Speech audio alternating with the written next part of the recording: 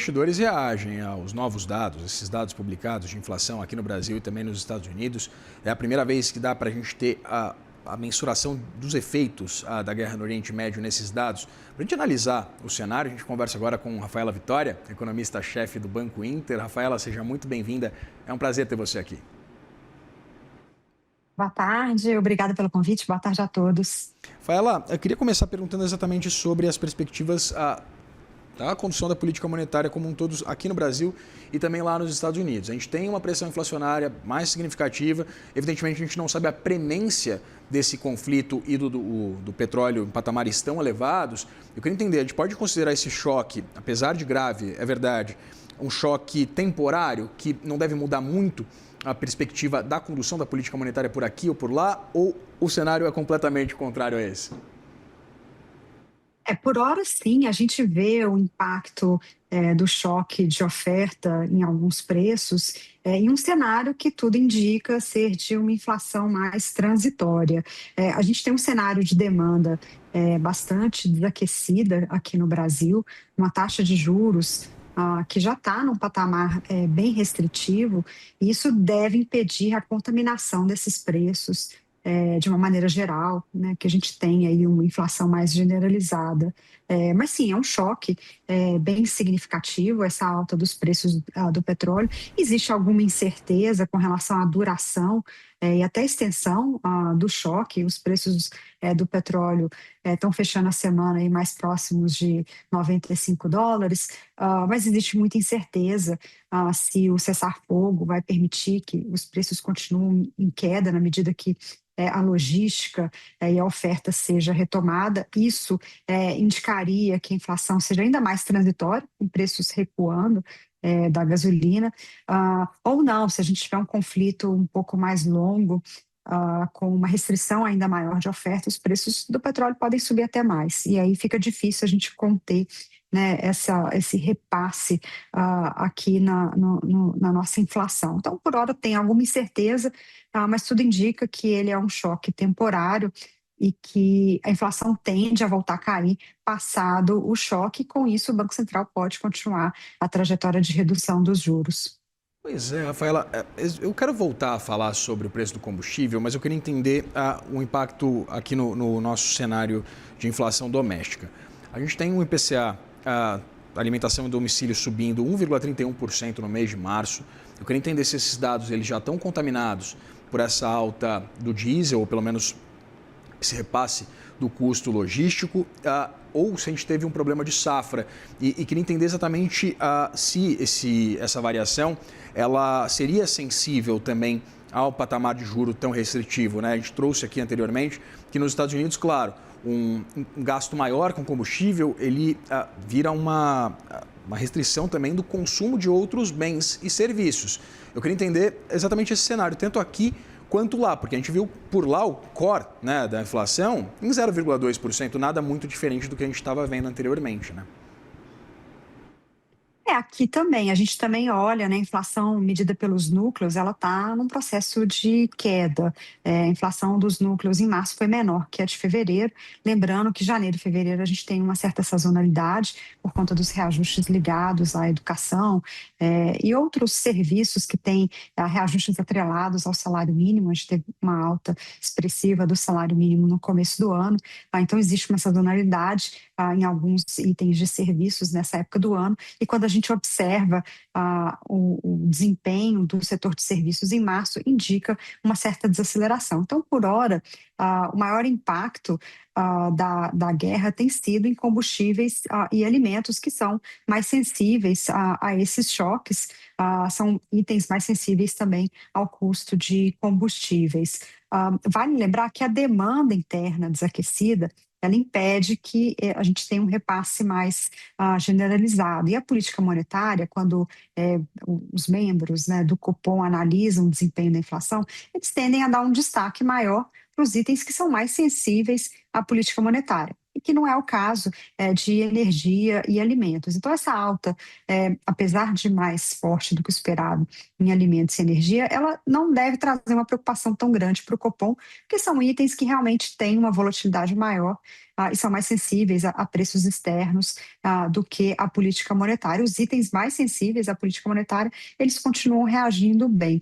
E sim, quando a gente tem uma situação de demanda mais fraca, você tende a ver um consumo também em queda, na medida que as famílias se comprometem um pouco mais com a sua renda, com alimentos e energia e transportes, você tem menos renda disponível para outros produtos. Então, isso também pode desacelerar um pouco mais o consumo de outros bens e serviços, e isso também dá um patamar de inflação futura um pouco menor, ajudando com que o cupom tenha um cenário que o corte de juros continue apropriado. Haveria, então, abertura, haveria espaço para mais um corte de juros nessa reunião do fim de março, no fim de abril, perdão? Sim, a gente vê ainda a continuidade do processo de corte de juros, cortes não só em abril, mas cortes sequenciais. De novo, a gente precisa olhar para frente, né, e não exatamente para trás. Vai depender do comportamento futuro dos preços de energia, se a gente pode ter altas mais expressivas ou uma contaminação, mas por hora tudo indica que sim, o corte de 25 parece apropriado, é um corte cauteloso o suficiente, mas o patamar de juros que a gente tem hoje em relação ao patamar de inflação, ele é bastante restritivo e ele permite esse espaço para cortes. Vale lembrar que a gente tem a nosso favor um câmbio bem mais favorável do que a gente tinha anteriormente. Esse choque do petróleo ele acaba favorecendo países emergentes que são produtores de commodities, como o Brasil. Então, o desempenho do real vem contribuindo. A gente pode ter uma contenção maior desse impacto do choque do petróleo por conta de um câmbio mais favorável, não só na própria gasolina e diesel, mas também em outros bens e serviços que levam commodities que são cotadas, leva custos, né, de commodities que são cotadas em dólar. Então, a gente tem uma situação de um câmbio mais favorável que também permite com que a gente olhe para frente e não veja repasses tão significativos. Então, sim, o cenário ainda é um cenário apropriado para cortes de juros, principalmente nesse pace ou nesse ritmo mais cauteloso que o Copom adotou de 0,25 na última reunião.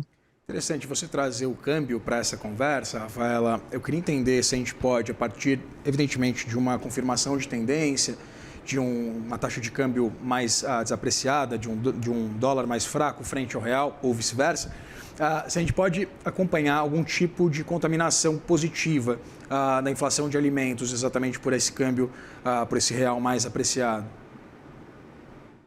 Vai ajudar, sem dúvida, em alguns custos de matérias-primas, fertilizantes e combustíveis, que tem uma alta puxada pela alta do petróleo e derivados, né? Você tem uma compensação parcial via câmbio e, sem dúvida, contribui. A gente não tem visto uma contaminação maior nas commodities nesse choque, diferente do que a gente viu em 2022, quando a gente teve a guerra da Rússia na Ucrânia, prejudicou não só a oferta de petróleo naquela época, com as sanções que foram impostas à Rússia, mas também a Ucrânia era um país produtor importante de trigo e outras commodities agrícolas, e a gente também teve uma preocupação grande que impactou as cotações de commodities agrícolas naquele momento. Não é o cenário que a gente vê hoje. Então, quando a gente olha para commodities metálicas e commodities agrícolas, elas não têm um impacto tão significativo. Tem um impacto, sim, pelo custo dos combustíveis e fretes, mas não tão significativo. De fato, o câmbio mais apreciado tende a contribuir para amenizar a alta do choque do petróleo. Ela, pensando ainda no mercado de câmbio, com uma perspectiva de manutenção dos juros lá nos Estados Unidos, eu queria entender se esse diferencial de juros, né, eu sei que há uma discrepância bastante significativa ainda, não estamos falando em cortar 14 pontos da Selic, mas eu queria entender se esse diferencial de juros, ele ainda seria favorável para o mercado de câmbio, ou seja, para o real. Eu queria entender se, mesmo com esse diferencial menor, o real ele continuaria nesse movimento de apreciação frente ao dólar ou o dólar em desapreciação frente ao real? Hoje a gente tem um diferencial de juros muito significativo, não só no real em relação ao dólar, mas também em relação aos nossos pares, né? Lembrando que os investidores eles sempre olham no relativo, o Brasil versus os nossos pares. As taxas de juros no Brasil são bem mais elevadas do que mesmo os nossos pares emergentes. E nosso nível de inflação segue muito similar. Então, a gente teve um Banco Central bem mais conservador nos últimos 18 meses, com uma política monetária muito mais restritiva. Isso trouxe para o Brasil um diferencial de juros maior. E é exatamente isso que permite esse corte hoje, sem impactar esse diferencial. Então, mesmo que a gente continue tendo cortes, a gente estima aí cortes de cerca de 200 a 250 pontos base, ou seja, a Selic pode ir de 15 até cerca de 12,5 até o final do ano. O diferencial de juros ainda vai ser bastante elevado, ainda que o Fed não tenha espaço para mais cortes esse ano. Então, essa diferença de juros aqui com relação aos Estados Unidos deve continuar significativa e não tende a impactar tanto a desvalorização do real. Conversei com Rafaela Vitória, economista-chefe do Inter. Rafaela, muito obrigado. Sempre um prazer conversar com você, dividir tela com você. Obrigada, boa tarde a todos. Até mais, boa tarde.